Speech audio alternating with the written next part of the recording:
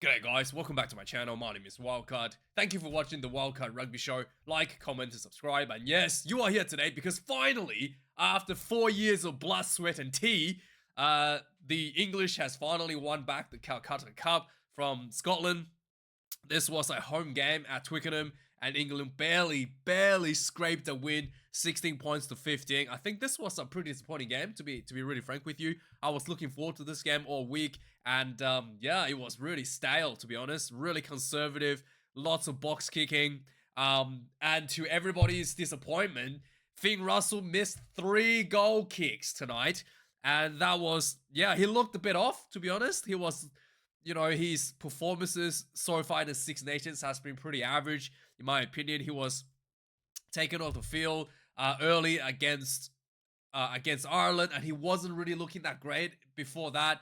This game, he looked a bit better in terms of working with the players around him, but still, just hasn't really looked the same. His passing was not quite as accurate as he used to be.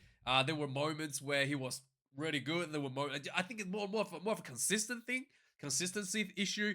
There were moments where he's like really good, really accurate, and there were other moments where he's just like throwing passes and it's going to the ground, right? Like it's not really the standards, the consistency that we're used to, and obviously the fact that he's not able to hit those marks, he was not nearly as creative as he was last year, where he was able to just do magic, stuff that looked like a magician, and then get Scotland through for tries, whether it be crossfield kicks, just crazy passes, picking out the right running line, that sort of stuff. Just really having able to do that at all this game.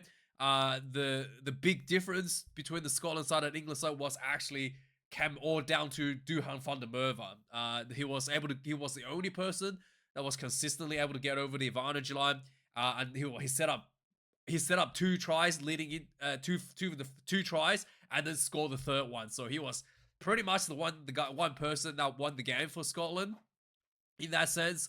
And outside of that, I thought the Scottish attack was just not really able to. There were moments where they were getting forward, but the England defense was actually really good, pushing the Scottish attack back. When they were tight, when the Scottish were going a bit wider, they were able to get a bit forward momentum, but it wasn't too many of that wider stuff that happened in this game. And the Gregor Townsend did have a few really good moves that got the Scotland from some of the set pieces forward, but really wasn't able to breach the English defense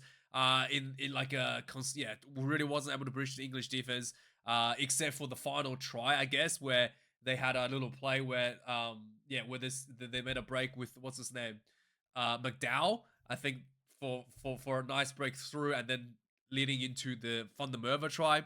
But outside of that, I thought this game was pretty stale. This like box kick. I think at one point Twickenham was like booing booing like the England side for just doing box kicks, and it was just like the most unimaginative play, from inside your own half into the opposition 10-meter line, so to speak. And there were big periods where England was losing the kicking game pretty badly. They weren't able to exit their own half, and they just basically like punt the ball down the field, and then Scotland would run it back into your, in front of your 22, and then they will lose the ball, and then England will punt it back down in the middle of the field again, and then just rinse and repeat. This happened for a very long period, and neither team were able to score there as well. So yeah, pretty average game. Let me know your thoughts about this one.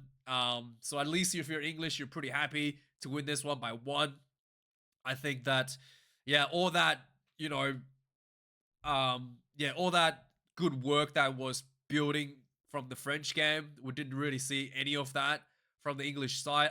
In fact, maybe there was a hint of that from the way Ollie Lawrence was able to break through some of the defense line, but it wasn't much of a follow-up after the breakthrough. There was a lot of like clock management, slowing the game down, taking marks. Like, there was like a kick, kicks that going into your 22, and there was like no one even chasing the kick essentially from Scotland's side. And calling a mark, Marcus Smith calling a mark, and just waiting for his whole team to walk back slowly. That sort of stuff was pretty. I thought it was pretty poor, to be honest.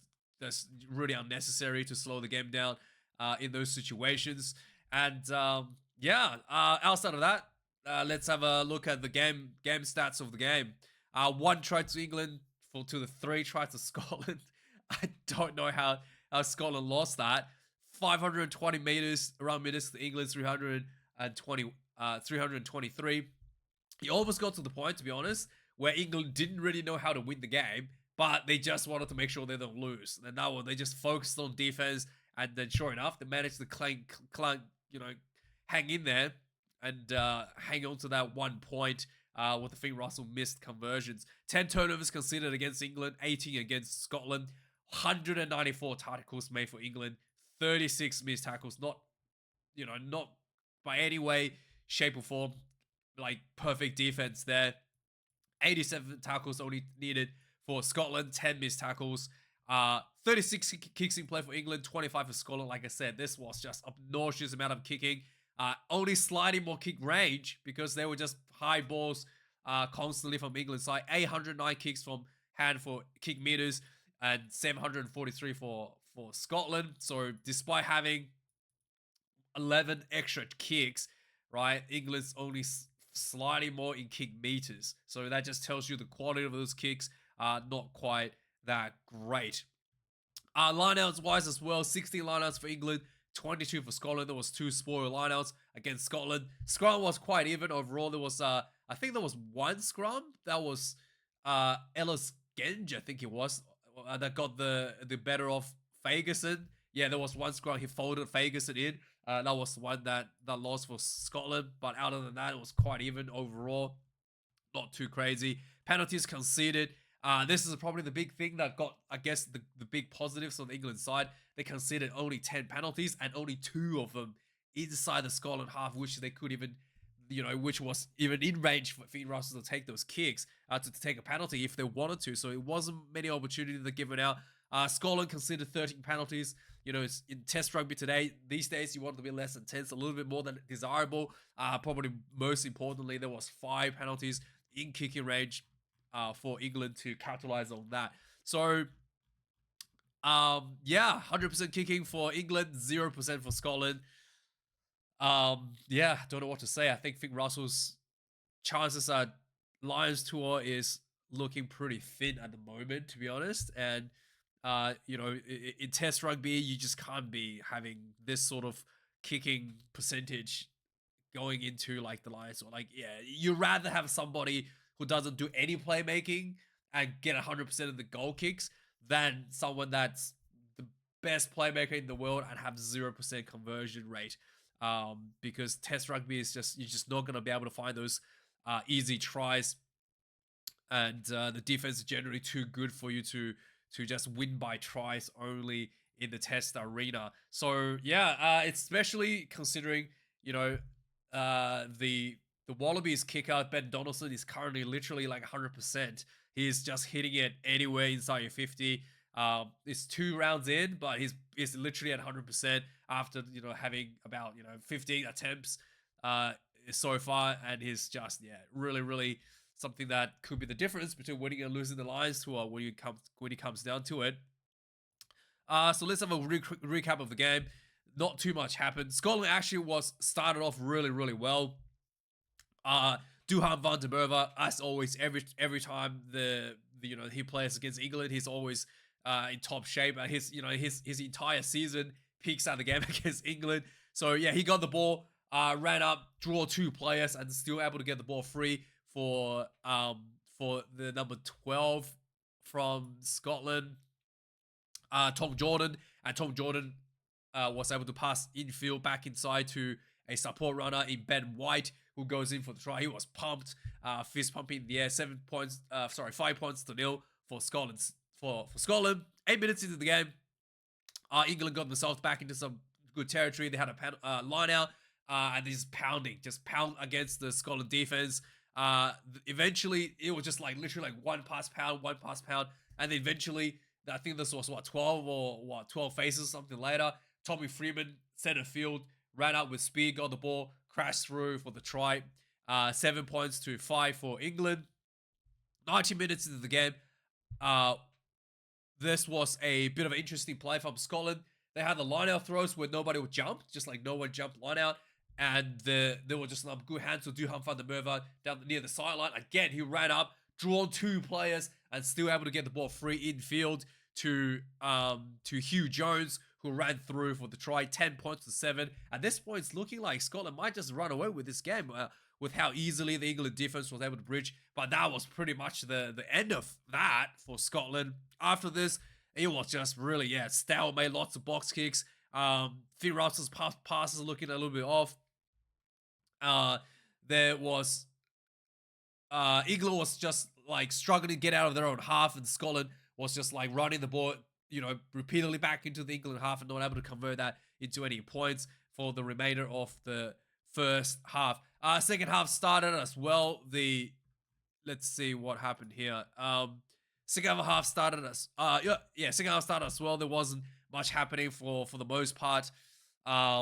You took about 55 minutes before finally England got a penalty, and they were just like, let's just take 3 points. Nothing happened for about 30 minutes. So they kicked 10 points to 10, leveled the scoreboard.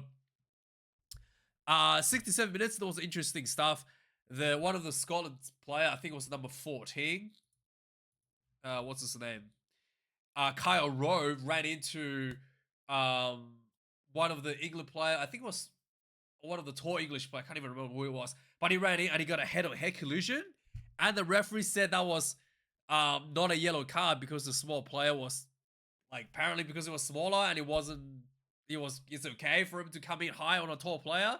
It should be a yellow card still, at least the penalty, but it was just, it was bizarre. I mean, still a head-on-head collision. It was, the smaller player was still too high going to the tackle, despite the fact that he got, like, pretty much ran over, essentially. But it's still, like, should be a yellow card for a high tackle. But yeah, French referees for you, I didn't know that was a thing where you didn't, it's, so it was just a penalty.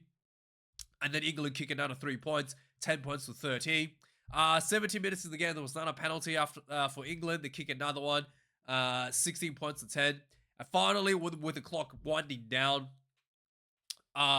it looked like the Scotland was running out of steam. They have one more chance to pretty much have one more chance to win the game. They had a penalty. They kicked the penalty out for the line out. They could have probably taken the 3, but it wasn't. They probably wouldn't have time after that anyway. So they kicked the ball out for the line out. The line out was stolen. And then Harry Randall tried to box kick the ball out, and it was charged down. So the Scotland got the ball back. It was just bizarre. And then Scotland still wasn't able to score. 77 minutes of the game, England had an opportunity, finally got themselves out of jail. They had a penalty, got themselves out of jail. They kicked the ball down the field for their own penalty line out with 3 minutes left on the clock. England lifters blocking their own jumper. Immediately penalty given back to Scotland. Then Scotland's like final chance to go. They kicked the ball down the field. And they had this play where essentially the ball kind of like went out wide to the number 12. I think it was Tom Jordan. And Tom Jordan was looking like everybody was drifting out wide, just quickly threw an inside ball to McDowell, who was hiding behind the rocks, essentially. Ran straight through a gap. He ended up about 10 meters short from the try line, and then the quick hands coming out wide to Duhan van der Merwe, went in for the try. And when he went in, I was like, Van der Merwe, please run closer to the goal line. He didn't. He had someone like sweeping across, but I thought he probably should have tried to get a bit closer.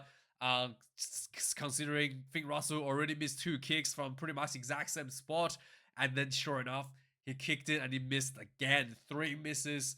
3 misses on the conversions, and and that was pretty much it. England was able to, from the kickoff, Scotland was trying to run the ball back. I think they had a penalty as well, but eventually England was able to wrap up one of the Scottish players and push him out of bounds. And this was also because Finn Russell threw like a pass that bounced off the ground, looked visibly frustrated, and then England players was able to wrap up the player, end the game. Winning Calcutta Cup for the first time in 4 years. So ending the winning streak for Scotland. Could have made records if Finn Russell had made that 1 kick. And it's disappointing. I think a lot of Scotland fans will be, I think probably Finn Russell will be the most disappointed person in the entire world right now. After that, he had the opportunity to win the game and he missed 3 times. You know, a lot of times, to miss 3 it was pretty painful, to be honest. To miss 1, you know, sometimes if you had 1 opportunity and you missed, that happens a lot. But to miss 3, yeah, from the same spot as well, pretty much. Pretty, pretty ordinary there, pretty average. But yeah, let me know your thoughts, guys. Thanks for watching this video. Like, comment, subscribe, and I'll see you guys. See you guys next week potentially for the news. Thanks for watching. Cheers.